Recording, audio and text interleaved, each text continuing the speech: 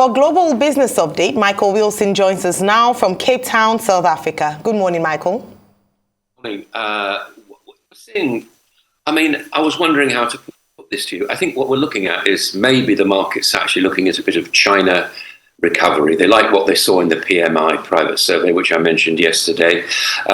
So Shanghai Composite up 2.5, Hong Kong up about 1.6. And one thing I think I should mention to you also is China's battery makers, CATL Cattle and BYD Bid, which have now captured about 50% of the worldwide battery market. So they're two little companies that are actually worth watching as they gradually gobble up worldwide competition.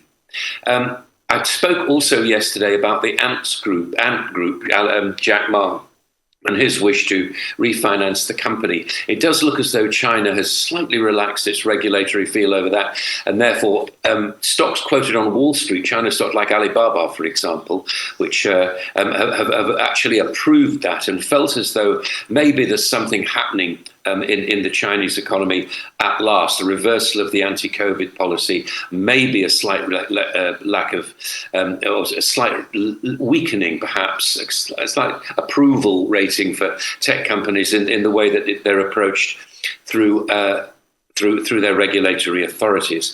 Samsung, we're going to be watching very closely at their quarterly results. There's been a lack of, now this is chip demand basically, and this is the South Korean company, which is the major chip maker. As much as 50% revenues down, I think, round about in a year's time. If you think about DRAM chips, for example, which they tend to major in for laptops and smartphones, the demand of that apparently has plummeted as worldwide recession fears actually grow. As far as the United States is concerned, I spoke yesterday, I think, about China risks weighing down on Tesla and also on Apple. Tesla's was down 12% on Tuesday. Apple down 3% on iPhone demand actually falling. So China's 17% of Apple sales, 23% of Tesla's revenue is expected. Apple itself moving away from the woes of Foxconn. Remember that. And the major manufacturer in iPhone City, as it's called. Now they're going to other manufacturers to try to produce the iPhone for them in China, away from Foxconn's woes and the disruption that the labour market, such as they are in China, forced on Foxconn not that long ago. Amazon is to cut 18,000 jobs. Globally, much more than planned. Andy Jassy has been looking at the headcount and so on. It is one of the United States' largest employers, and it's preparing for an extended, as they describe it, economic slowdown. So that's what's happening as far as Amazon is concerned. As far as the US is concerned, stock futures relatively flat. Now, flat.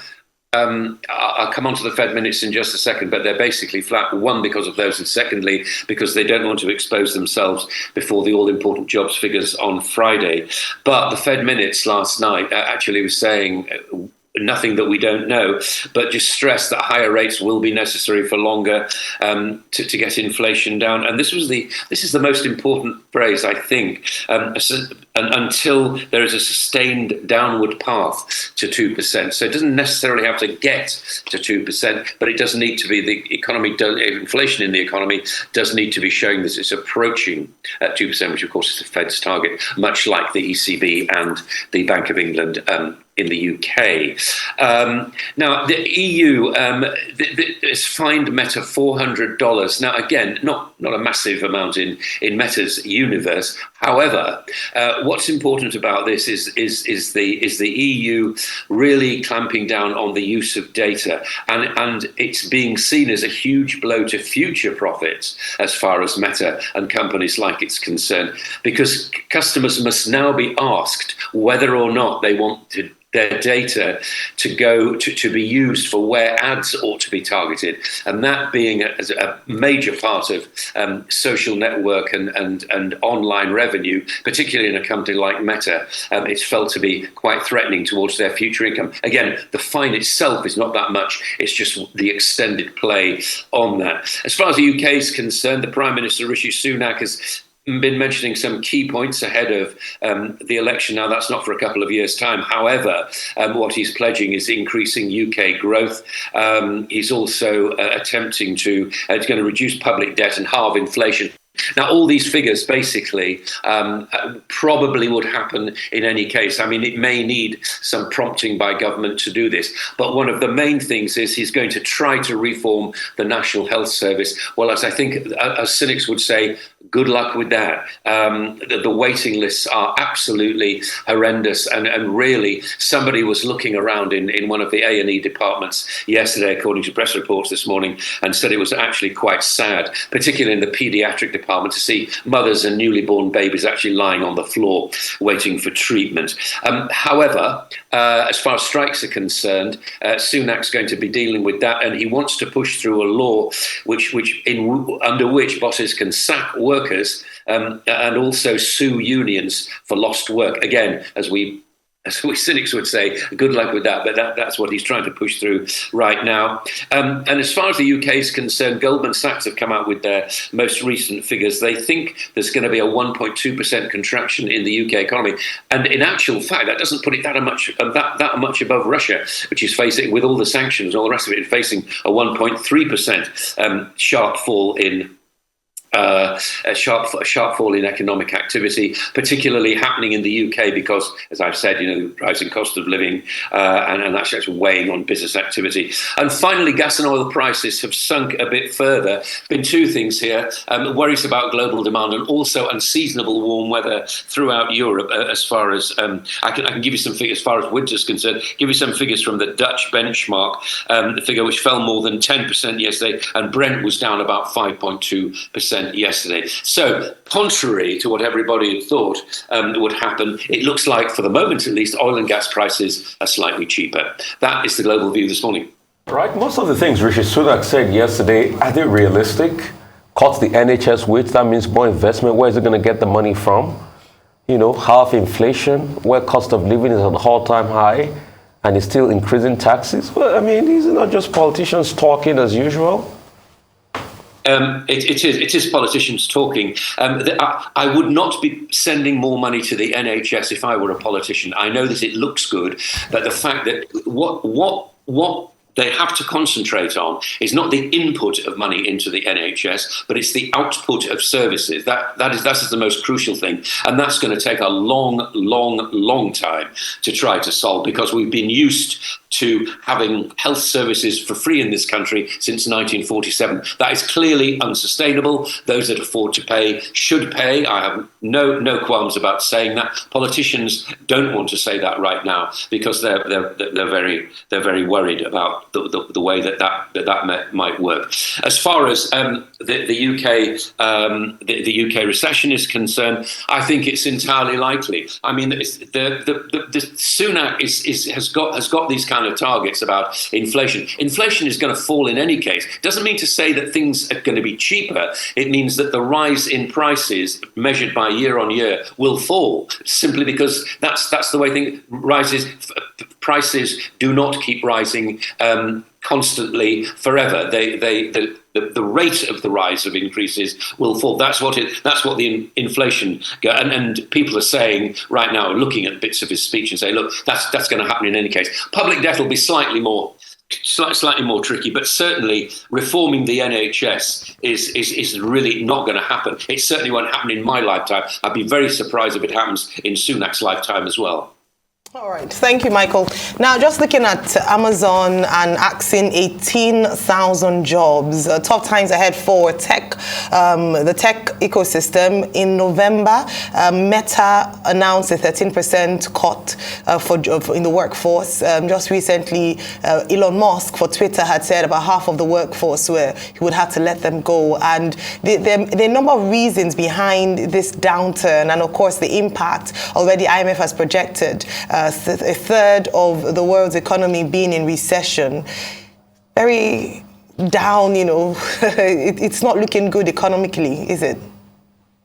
No.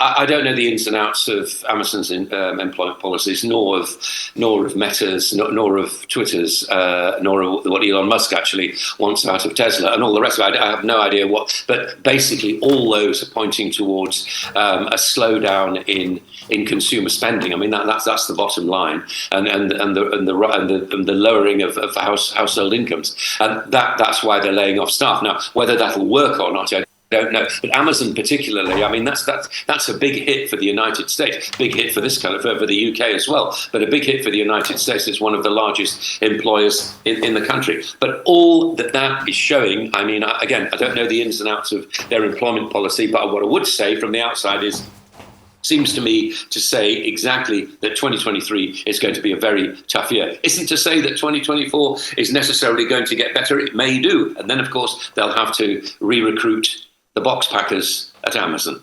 Okay, Michael, poor Meta, can we say? Just in December here, Meta had to pay about 725 million out in a class action that was taken out over privacy violations. Although that may be small money to Meta at that time, the parent company of Facebook. Now they've just lost face again in Europe with the Irish Data Protection Commission saying that they have violated, the rules with regard to targeted ads. But Meta says they're going to appeal, and that they think that there is need for regulatory clarity. But whichever way it comes across, it doesn't look good for Meta in the European Union. Anyway, to go to Amazon. Amazon says it will cut 18,000 jobs. It's not only Amazon. Salesforce is also saying it will cut about 10% of its workforce, about 7,000 employees. So these tech companies, they are having issues. We talked about Tesla. Tesla lost close to 70%. Amazon and Apple, they've lost about $800 billion in terms of market cap in the year 2022 alone. But these are some of the details. As for Prime Minister Sunak, well, the way to summarize, I think, his presentation yesterday is 5-point agenda, similar to Tony Blair's 1997 5-point agenda, is to say very long on promises, but very short on details, as you've already pointed out. But I wanted to ask you about Dubai, the United Arab Emirates. They just launched an $8 trillion 10-year economic plan to make Dubai one of the 3 major economic cities within the next decade. Is that achievable, or it is rather too ambitious? Even if Sheikh Maktoum, the ruler of Dubai, thinks that he's onto a good thing in terms of reforms. As far as Dubai is concerned, and I take it that's what you want to ask me about first, yes. and only that, I don't mind covering that subject, but I think I've done most of those. As far as Dubai is concerned, what the Sheikh wants, the Sheikh gets. And it had an amazingly successful financial centre built almost overnight, because I was there at the time.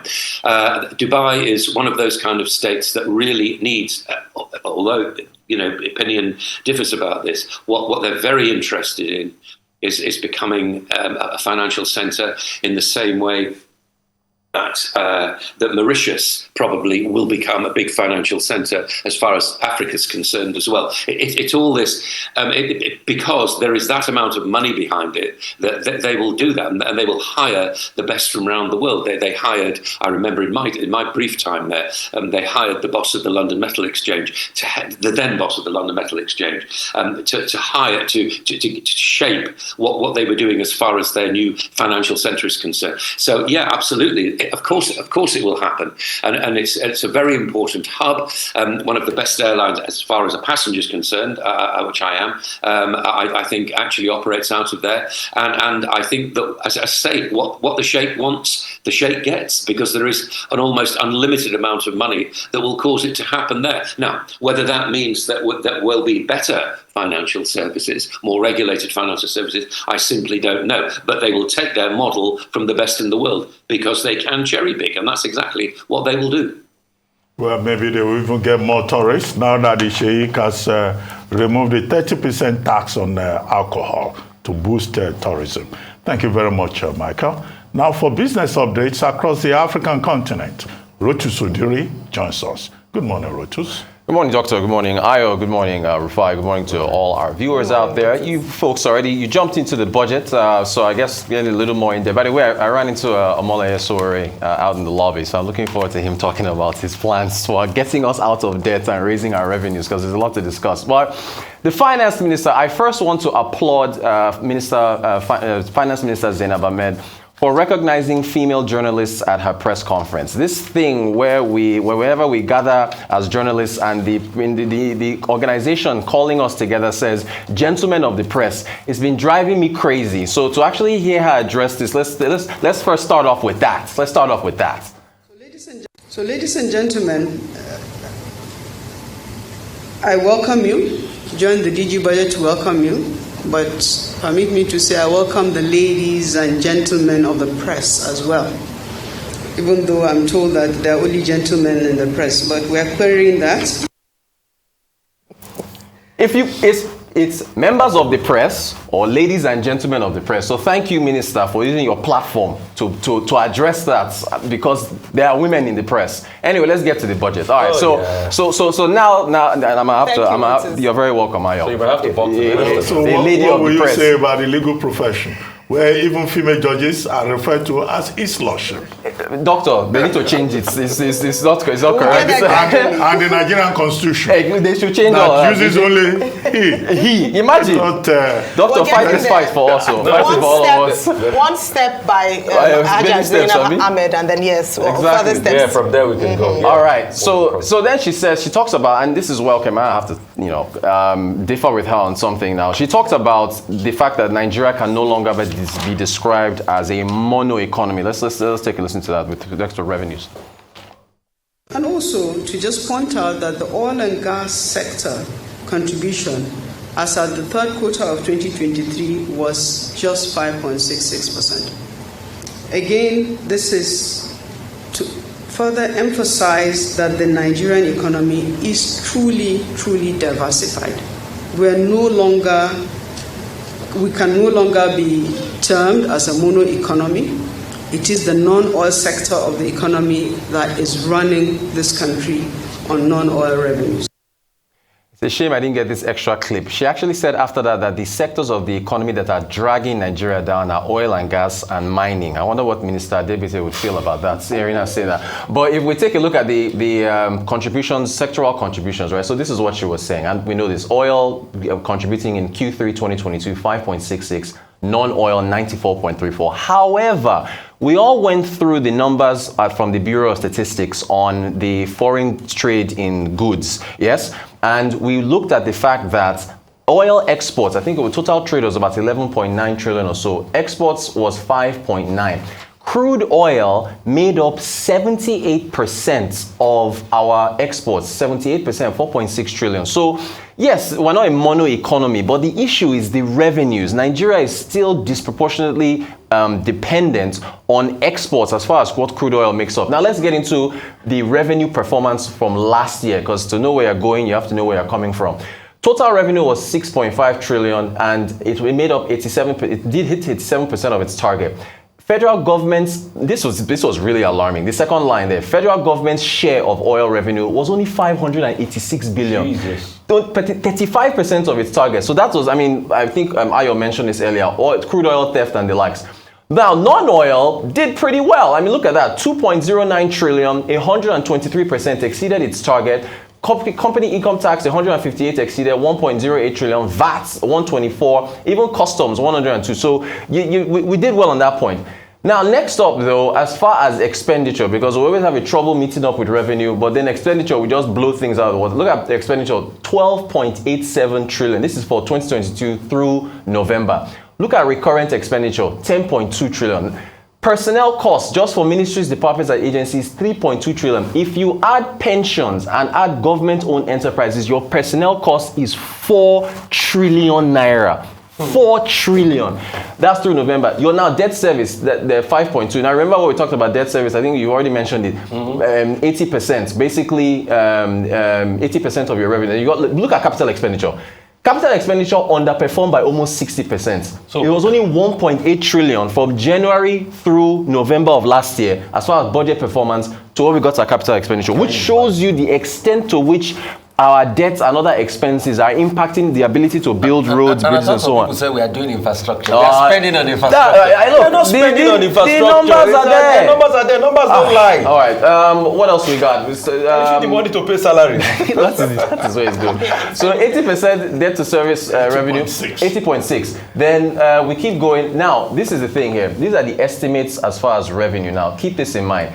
The 2023 estimates for revenue is 10.4 trillion. I said let's put it side by side with the performance from last year. Your actual was 6.5 trillion. You are estimating to bring in 10.4. Your federal government oil revenue, this is another alarming one. They're saying that we'll get 2.29 trillion. Is that from expecting more oil production? Meanwhile, your performance was only 586 billion. Then your non-oil revenues, 2.4 trillion. You did well. You did about 2.09. So that's that. Now look at expenditure. This is, again, where we are, they're really high. If you look at the estimates, total expenditure, we're looking at 21.8 trillion. I can put forward that the what was signed. Your actuals again for 2023 to November, 12.8. Recurrent, 8.3. We did 10.2 last year. Capital expenditure, we did 1.8. They're expecting 6.46. From where? Debt service was 6.3. We did 5.2 so far. And then your budget deficit, 10.7 trillion. So far, this year, 6.3. So the question has already been said is how these figures are how this is going to perform. Now, I want to tie in fuel subsidies. Ovieteme George, our correspondent down in Yenagoa, was looking at fuel queues in Bayelsa, right? I listened to it and I picked out 3 gentlemen that were talking about why they were in the queues for so long. Let's take a listen to this.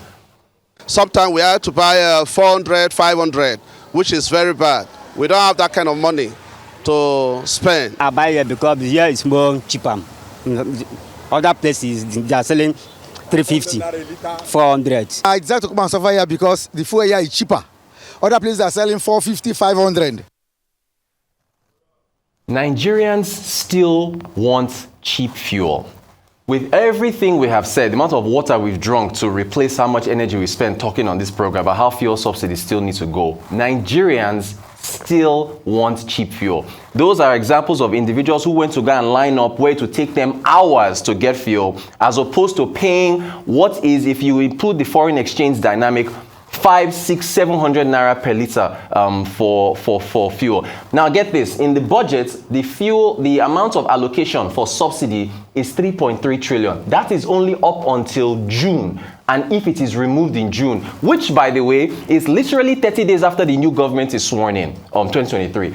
If you keep that figure, this I didn't want to get to here. Well, our budget in dollar terms, if you use exchange rates I and E, is 45 billion, and if you use the parallel market, it's 20 for a nation of 200 million. I remember when you're going to the Egypt. Oh my God! How do you? Hey, anyway, let me. South Africa do like over 40 billion. Well, then population though, you have to factor that in. But which means that we have to grow more. We have to grow more. Yeah. If there are 100, if there is less than 100 in South Africa, you have to do more. But quickly, the fuel subsidy matter, that 3.3 trillion. If we extend fuel subsidies to the end of the year, this 3.36 becomes 6 trillion naira.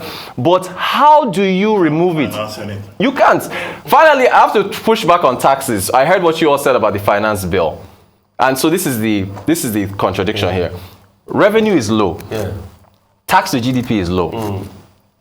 You have to raise taxes. Okay, so that's gentlemen and women of the press. You keep businesses. You raise taxes and keep businesses. Where's the money, doctor? So where do you get the money? Let me come That's in here. the problem. Let me come in here. All right. Let me come in here.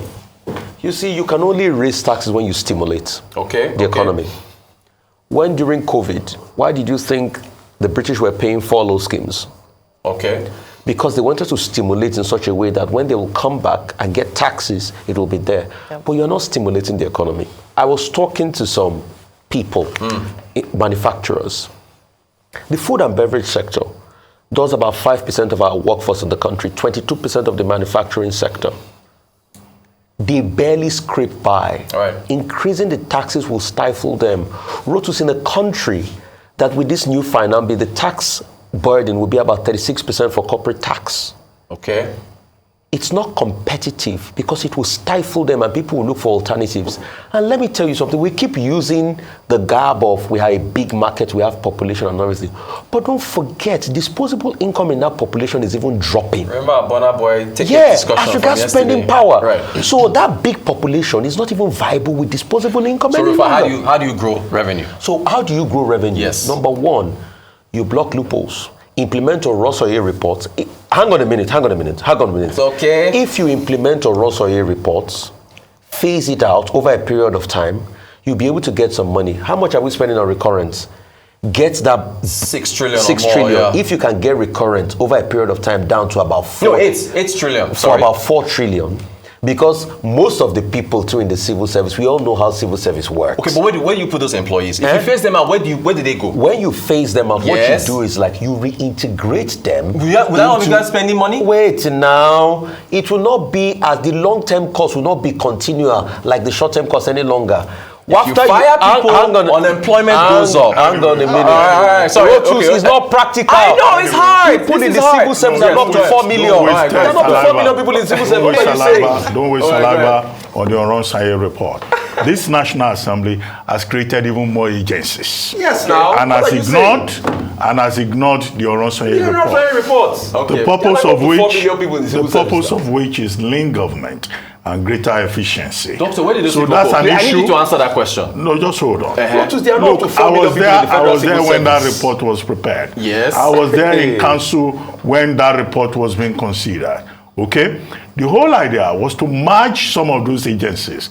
The whole idea was not to sack people, but to reduce bureaucracy and increase efficiency and make government leaner. Some of those people in those duplicated agencies can be useful elsewhere. So the purpose was not to punish the public servant.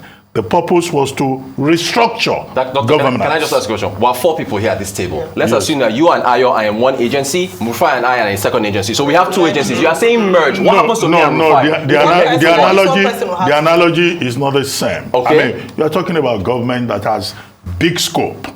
You know, people can be accommodated elsewhere. It's not about job losses. It's about streamlining government for efficiency, reducing the number of money, the amount of money you spend on maintenance, on red tape, and all of that. That's the more principled way to look at it. The concept is called leaky buckets. That's what we teach when we teach leadership and management. You know, you plug the leaky bucket. However, I wanted to talk about this finance bill. Yes. And I was saying that you can't bring a finance bill that had no input of stakeholders. Okay, fair enough. I said it on this program yesterday. Yes. A House of Reps said, oh, we are going to have public hearing. They quickly went through the back door and passed the same finance bill. Senate, they said they gave 24 hours notice. Before anybody knew what was happening, they passed it. Now, NECA is complaining, the Employers Consultative Association, that look, you will kill businesses. You are putting a tax burden of over 50 taxes on companies in Nigeria. Education tax has gone up. Who is going to pay it? CIT for gas clearing companies has gone up to 50%, about the highest in the world. Agreed. Okay, and my argument is now that the Minister of Finance is saying it will be signed in a few days. So the President did not say it will be signed in a few days. That's true. The President said, go back and take another look at it. Okay, as for subsidy. Well, yes, Nigerians like cheap fuel. Nobody wants to pay tax. Nobody wants cheap fuel. But the bigger issue here is that, as the World Bank pointed out in its November 2022 report, that in Nigeria, only the wealthy are benefiting from that subsidy.